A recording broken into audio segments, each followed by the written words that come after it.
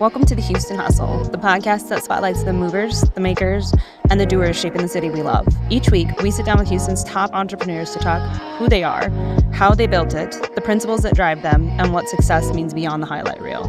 This is Real Hustle, Real Stories, Real Houston. Welcome to the Houston Hustle. I'm Dr. Paige Ward. And I'm Dr. Charlie Ward. And today we have our guest, Jason Hassenstab with Elevated Development. So Jason, for our listeners, tell us who you are and what you do. Sure. So like you said, Jason Hassenstab with Elevated Development. And what we do largely is single family lot development in and around the Houston area, although we are also in the Waco area. We're in Dallas, Fort Worth area. And we also participate in commercial development. So not like the office we're in. This is a multi-story, but we are doing single story office condos. We also do daycares. So that's another one that we're doing. And that's more recent in the last year. But our background started in Houston back in 2017. We started doing infill developments. So your standard 2 and 3 story infill townhomes on 1,500 to 2,000 square foot lots. First couple projects really kicked off in late 2018, going into 2019.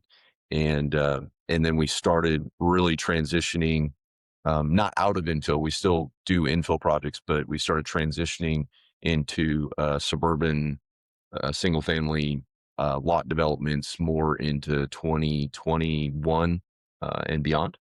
And so that makes up a large majority of our business is the single family lot developments, and then the commercial stuff really started coming in about 2024. So I have like so many questions I already thought about with the whole thing. First of all, how did you all get into this? How did you get started with this? Good. Yeah. So I actually grew up in the business. So I was born in the mid 80s, so I'm an 80s guy. Yeah. So my parents really had a background. My dad grew up in the construction business. And so when I was born, my dad was moonlighting. So he had his full-time job working for a company called Kiewit, which you might be familiar with. And then he was doing side gigs, on the nights and the weekends, in preparation for starting his own business. And so, I was born in 84, and then in 1988, he officially left Kiewit, and then he started officially again. It was unofficial for many years, even before I was born, but officially in 1988, he went out on his own, and he built a business with my mom, and they retired in 2022. So they, 30 some years later. But so my brother and I grew up in the concrete business specifically. Mm-hmm. And growing up in that business, it was largely a lot of the stuff was commercial in nature, like the stuff that we're doing, office. Maybe the little bit of the difference is he was doing multi-story office as well. So 3, 4, 5, 6-story stuff.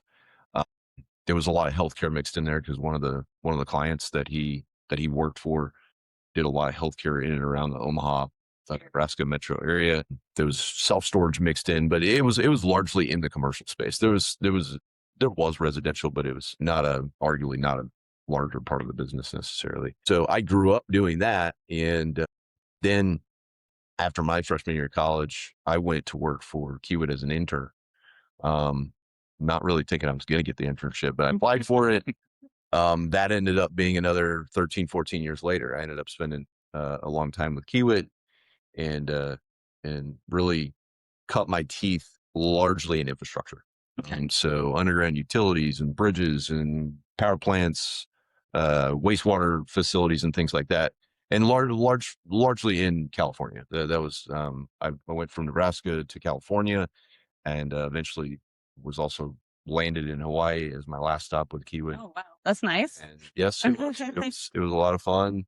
And especially in my late 20s. Oh, of course. Absolutely. Who's also from Nebraska. And then 2016, left Kiewit with the intent to break out on my own. Like I said, we started with the infill stuff and then kind of just progressed from there. But a lot of what we're doing now more closely ties back to my experience growing up and also with Kiewit, and a lot of it being the underground utilities and, paving out the roads and basically getting sites ready to go vertical. So but yeah, that's kind of the backstory. So why Texas? I'd say there's a lot of obvious to that, right? There's just the Texas miracle, the growth here. We wanted to come to a place that was very pro business and that was growing. I spent 13-ish years between 10 about 10 years in California and then 3 years in Hawaii. Those are both pretty heavily regulated, difficult places to do business. And although we had a lot of relationships in those places for as long as we were there, building a business wasn't really top of mind in those markets, right? And so we decided Texas was a landing spot, and we haven't looked back. And I think that was a very, very good decision, certainly for us. So it's been a great journey. It's been a long journey, but it's been a good journey nonetheless. So. No, I have heard, and correct me if I'm wrong, that Texas is, especially in the Houston area, that there is just such a demand for more, Mhm. and we're not going at a fast enough rate. We're not building at a correct. fast enough rate. That's true. Yeah, it is. Okay. It is. So you said, primarily in your background, you had done commercial growing up, right? Mhm. So how easy was it for you to step into residential? Did you feel comfortable with it, or was it like, what kind of pushed that?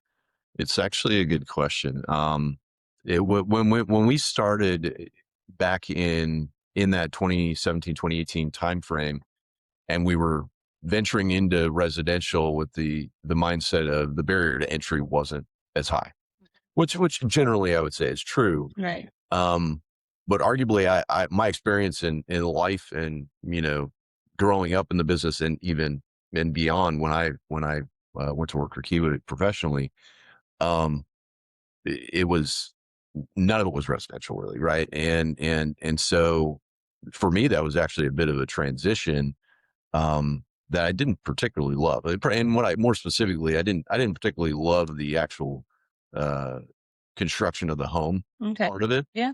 Which is why we don't do that anymore. But that's what we started with in 17, 18, 19. We were managing the construction of the homes during that time, and all the way through I don't know 2023, I guess, as we were still very directly involved in the management of that part of the project. Whereas now we're not. It's not that we're not involved just at all, but we're typically working with a home builder that is geared, set up, very attuned to that piece of it, which again, that actually makes for kind of a happy partnership, happy marriage, so to speak. Yeah, 'Cause absolutely. they do what they're doing Passionate. very well and very passionate about. I'm doing the piece that I'm arguably better at too. So I think that becomes a happy marriage. But it was still good to, dive in and do it for a few years, understand it better. But yeah, I much prefer the stuff that I'm doing and more involved with at this point. So yeah, there's no question. How's your team grown and developed as your business has grown over that time? So in the early couple of years, we took on some employees. Now it's just me and my business partner. So we don't have any other employees at this time right now. Everything we do is really sub-consultant, or we work with our engineers, our architects, even on day-to-day management of operations. That's third party. So that's currently how we're set up. I don't anticipate that we'll take on any employees certainly in 2026. That may change coming into 2027, but yeah, right now it's just Carson and I, and everything. But yeah, early on, we did have some superintendents and some field operations, but we kind of keep it lean, and obviously there's a double-edged sword to that to some degree. But yeah, we don't have any employees right now except for us. So when you have the two of you, then do you feel like it's even more important that your systems are dialed in? Do you have some pretty good systems? Yes. I mean, internally, yes. Yeah. And then operationally, we're relying, like the home builders often, I mean, they all have their own different things that they're using or products that they use day to day. And the reporting to us comes through that. So that's kind of the effective way. And it also keeps kind of trims down our internal systems. Yeah. Because then we're not having to manage the daily operation items. That makes sense. Yeah, it's super helpful actually. So yeah. I don't know if you said, how did you meet your partner in business? So when my wife and I moved to Texas back in 2016, we knew, all of our relationships and affiliations were from the places that we're from or lived for periods of time. So Nebraska, California, Hawaii, we didn't know anybody in Texas. And so when we moved here, it made sense to find a way to quickly connect with folks. And so we got here, it was about September of 16. A couple months later in November, we joined a local real estate investor group to connect with like-minded people that were looking to do the things that we were aiming to do. And we're still active in that community to this day. So, nearly, I guess this year will be 10 years that we joined that group. And throughout the years, even present day, we continue to new people join the group. Introductions are made. So there's still activity there for us. Still meet people through that group. And that's how Carson and I met. He joined the group in 2020. And we met in kind of late 2020. And at first it was obviously affiliation through the group, but it evolved because the original business partners that we had in elevated development, we also met through that same group back in, I want to say it was late 17. It might have, like right when we moved to Houston, it might have been early 18, but we met them. And that was a fantastic experience. Obviously, we started the business with them, and then there was a transition in late 24. They transitioned out, Carson transitioned in, and but yeah, a lot of our projects have come out of that group in some form or fashion. Various different investors that we have are through that group as well. So it's a good group to have then. Yeah, it's been really good to us. So we're big believers in that mentorship, coaching, things like that. So, absolutely, 100% agree with you on that. So one other thing that kind of caught my attention is you were saying growing up with your dad and how he was kind of moonlighting. So he sounds like he was a hustler, like he was. Yeah. So as somebody who's grown up with a parent who is an entrepreneur, like what values do you feel like you took from that? I think the most obvious kind of what you pointed out is just the work ethic. Mm-hmm. I mean, and I know now he's retired, so by his own definition, he probably wakes up late, 7 a.m. But he was a early riser guy, 3, 4 in the morning, which I've adopted that. I mean, it's almost natural just by observation, just seeing what my dad was doing, and so just sheer hard work for sure. I just pure work ethic, and this not even just from my dad, but from my mom, particularly my grandfather, both sides. Like there was just always a very attention to detail, like kind of a streak of OCD that runs through the family, both sides of the family in various ways and forms. So I think that definitely, got instilled in me, and now I get to instill it in my kids. So that's kind of fun.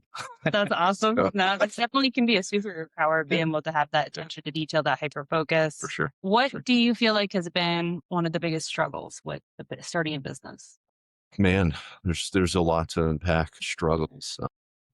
I think no matter, I grew up in a family business. And so I got a lot of observation into challenges. And I wouldn't say I was, I didn't know exact details necessarily, but you could just observe it and see it. And so I kind of thought when I was making the transition that, well, I grew up in it, so I'll be a natural. Yeah. No, that's not true. It's just not Humbling experience. Yeah, it's very humbling. And I think I could tell myself that I was prepared because of having grown up in a small family business, but I don't know that you're ever fully prepared. I would agree. So, not the operational stuff I was fine with, right? Because that was a large part of my experience and my background, but really wrapping my brain around the financial piece and the structure, those are things I had to do more learning on. So yeah, for sure. Yeah, that it wasn't just a smooth transition, let's say. For sure it wasn't. So yeah. Where are you hoping that your business goes in the future? So we have some pretty well-defined goals. As I said, the real big piece of what we do is single family lot development.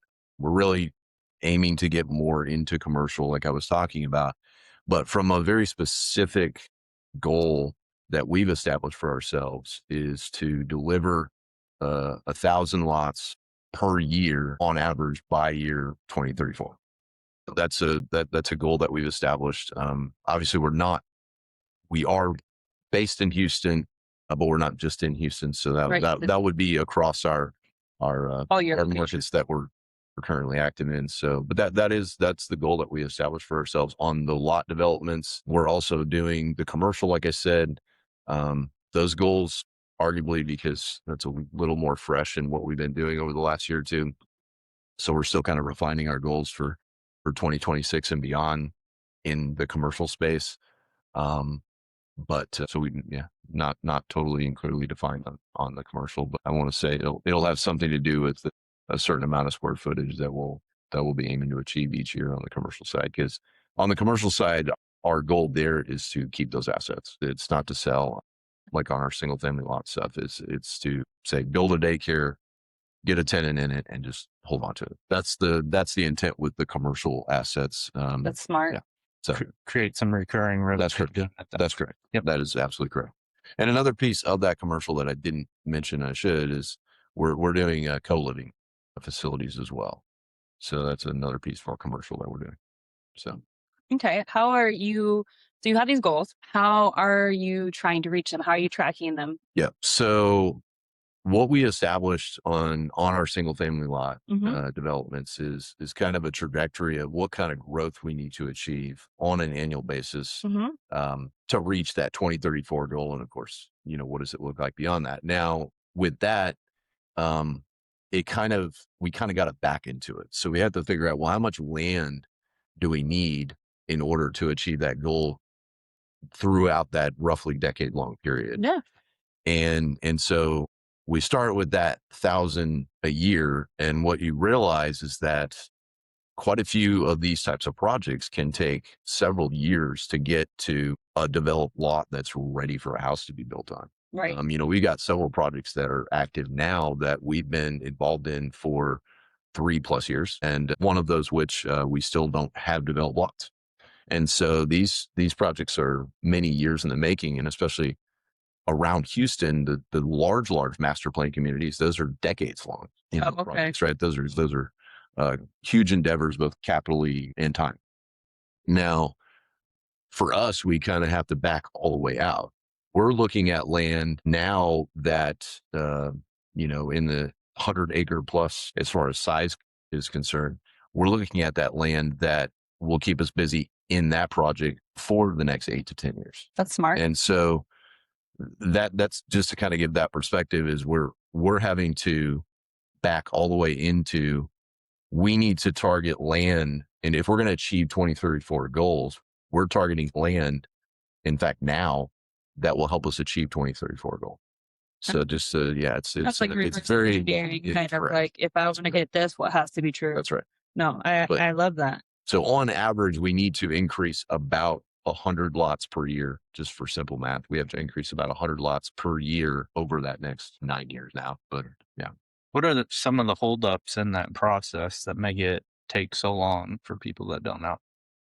Yeah, there's a bunch of variables there. There is. So a couple of them being what parts of the metro that we're in, or in other cases in other markets, is if we're contending with zoning. So there's one thing. Now, Houston itself, of course, is famously known for not having zoning, but we do have HOAs, very strong HOAs in and around the Houston metro. So that's something that we have to be aware of. So those are hurdles, zoning, HOAs. But really, one of the things that we initially look at is, where are we going to get utilities from? Now, if we're in Houston and we're doing infill, that's pretty self-explanatory, because Houston's pretty well built out.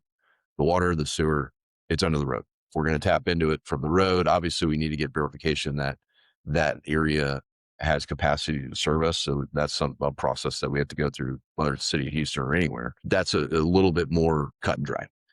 When we're out in these suburban locations, we have to look at what the options are. Now, one of the things that's pretty common in the Houston metro is MUD, or municipal utility districts, right? Yeah. That's where a lot of our utilities come from. And that's also one of the reasons that Houston has been able to grow as rapidly as it has over the 50, 60 years, is the use of MUDs.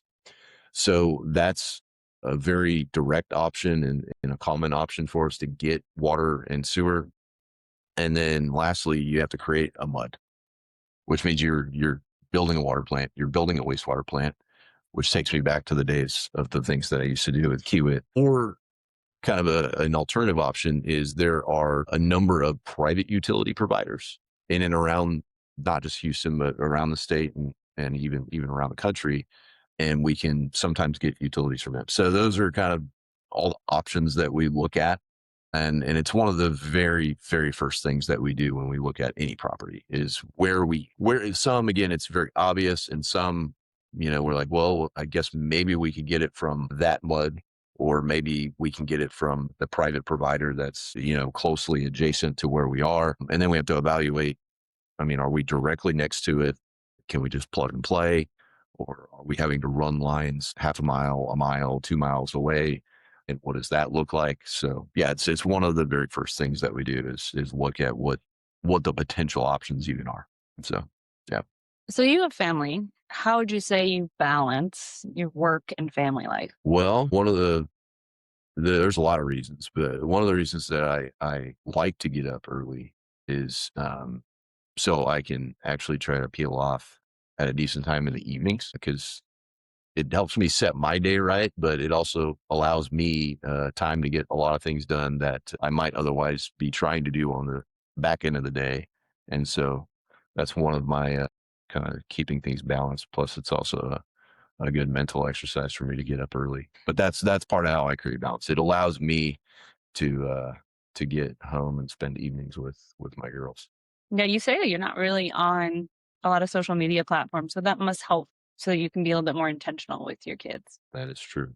That's Yes. awesome. Yeah. Got off social media probably 4 or 5 years ago. So yeah, I don't spend a lot of time. Yeah, I don't blame you. Yeah, scrolling on social media. So yeah. That's awesome. What type of legacy are you hoping to leave with your company? I think the thing that I always think about it, and it seems a bit strange maybe because we don't have any real employees except for ourselves right now, except for me and Karsten. But the ultimate goal that I would love to achieve is that I certainly did not leave Kiewit because I was unhappy or because I didn't like the company. Really the opposite. I still have a tremendous respect for the company, still have friends that work at the company. And I think for me personally, a legacy would be to create a company, the one that we're building now, that will have a culture very similar to the culture that Kiewit has and has now established for 130 or 40 years, however long the company's been around. It's been around a long time. So so that would be certainly an accomplishment for me personally, because I think that hardworking culture, that attention to detail, that's something that would be something I would be proud of for sure. That's awesome. Yeah. I love that. So I have one fun question for you, because this, I don't know, it caught my attention. Everybody's going to think this anyway, but Waco, Chip and Joanna Gaines, you ever come across any of that stuff? yes. So our project that we have active right now is in McGregor, which is about 10, 15 minutes to the west of South Waco. And there's a Airbnb in McGregor that was, and to be honest, I don't know if it was ever on one of their episodes, but it was remodeled and owned by them. It's a 100-plus-year-old house. It's very cool. And a little over a year ago, it's January of last year, we went out for our groundbreaking ceremony for that project, and we stayed in that Airbnb. We're going to stay in it again here in 2 months. Because we're going to go back out there for another ribbon cutting event. So we're going to be out there for that. And then coincidentally, when we do that, we'll also go stay in Waco for a couple of days. This is coming up in April. And there's a bunch of Airbnbs kind of in that Magnolia area, market, silos and stuff that were on episodes. So yeah, we're definitely seeing some connection there. Very, very cool. Okay, so if people want to get in contact with you or want to look more into your company, what's the best way to do that? So for starters, the website, www.elevateddevelopment.co. So co, not .com. We couldn't get the .com. That one wasn't available. You can email me directly, Jason@elevateddevelopment.co. And then we're I'm not, obviously, because we talked about it. Yeah. I'm not active, but we are active on social media. So there's LinkedIn, there's Facebook, there's Instagram. I think Carson, you started a TikTok. I don't know how much Nice. there, but anyways, yeah. So we're on there, and we're definitely trying to grow our presence on those on all of them. So Awesome. We'll link all of that in the show notes. But thank you for coming today. awesome. Thank you for having me. I appreciate it. Thank you. We'll see you guys next week.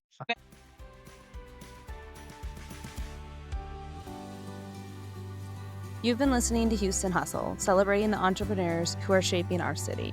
If you enjoyed this episode, subscribe, leave a review, and share it with someone building their own dream. Until next time, keep building, keep learning, and keep hustling.